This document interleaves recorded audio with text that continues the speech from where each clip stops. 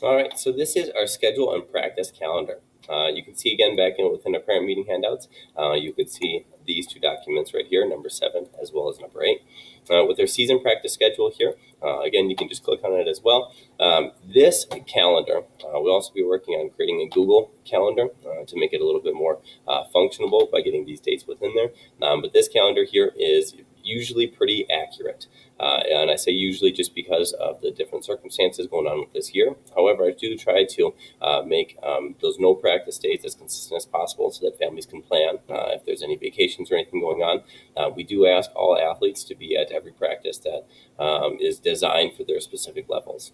And so we kind of try to go through and map those different practices out. And again, I try to keep it relatively consistent so that families can plan accordingly. Every once in a while, there is obviously exceptions, and we can be reasonable for sure.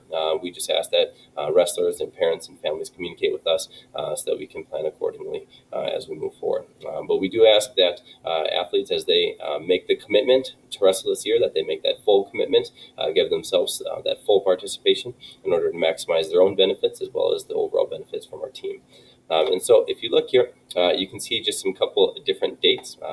Here is November 10th, our parent informational meeting. You'll notice that this year here, we don't have any quote-unquote captain's practices or open rooms. And this is a change that we recently made in order to kind of help, again, mitigate any additional concerns. And so that we're going to ask all athletes to make sure that they are in proper physical condition for the start of the wrestling season here.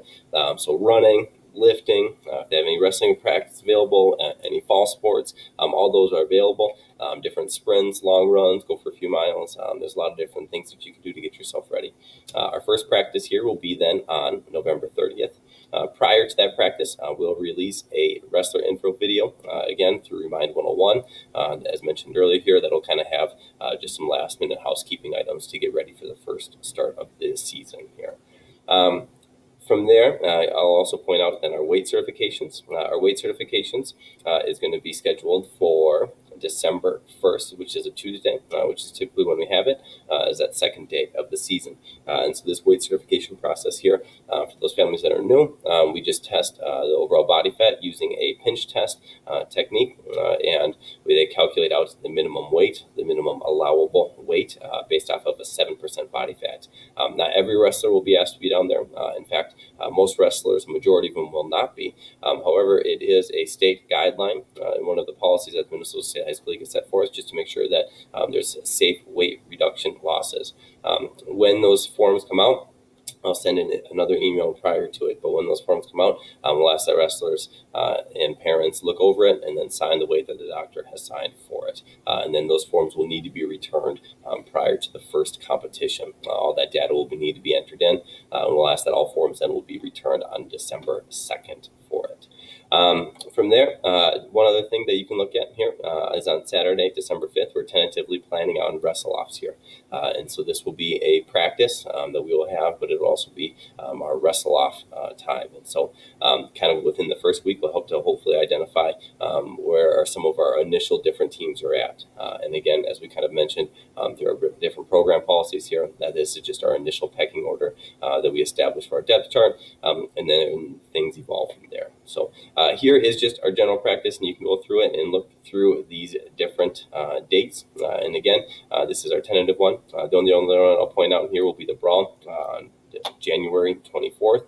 We will be asking all wrestlers to help out with that as well here. So again, if you have any questions on this, feel free to let me know. The other thing I'd like to point out here would be our wrestling schedule. So again, you can click on our varsity and junior varsity wrestling schedule.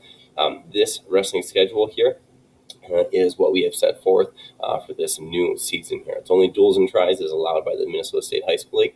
And so you can see all the different duels and tries. We're allowed 16 events for varsity and junior varsity competitions. You'll see we have 16 here. And within that, you can maximize out at 32 matches. And so we have 31 matches assigned for varsity and junior varsity competition. These times over here are tentative. They are relatively set based on communication with coaches, but they may change, and families will be notified on that on Sundays with our weekly communication emails. The section state tournament here, this would be the general timeline of when the State High School League has allowed a postseason competition at the time of this video. We are not certain about what that postseason may or may not look like here. More to come on that. And then just our general awards banquet that we'll hopefully have the opportunity to host again for this upcoming season. Again, this is our varsity and junior varsity schedule. We're still working on, at the time of this video, our 9th grade as well as a potential B squad schedule. And so we'll have different levels, again, as we kind of mentioned earlier within those program policies. But just with how everything has been working this year here, we're a little bit more behind on our 9th grade schedule as we have to revamp it and change it around. So stay tuned for that. But other than that, I think that should wrap up most of our basic scheduling here. The only thing I'll again point out would be our weight certifications, and this is absolutely important. Those individuals cannot be recertified at any different time. So if they, find themselves to be maybe at a lighter weight they'd like to drop down to, individuals are only allowed to go down to the weight that is circled by the doctor. The families in that 7% weight, and again, a lot of families and individuals will not be asked to go down to that weight. However, it is a good baseline here for some of our individuals that are looking to achieve such weight goals. On January 1st, you'll see is that we'll have a 2-pound growth allowance here. The Minnesota State High School League has allotted wrestlers to have an additional 2 pounds, understanding that growing teenage boys need the opportunity to grow. And so you'll see that we'll have a 2-pound growth allowance on January 1st. As of now as well, our January 15th deadline will remain the same. All weigh-ins starting on January 15th and thereafter until the postseason will need to be, or 50% of the weigh-ins will need to be at your postseason weight. And so all weigh-ins will account for it here, but 50% of your weigh-ins will need to be at your postseason weight. And then, again, please make every commitment to be at every practice and competition.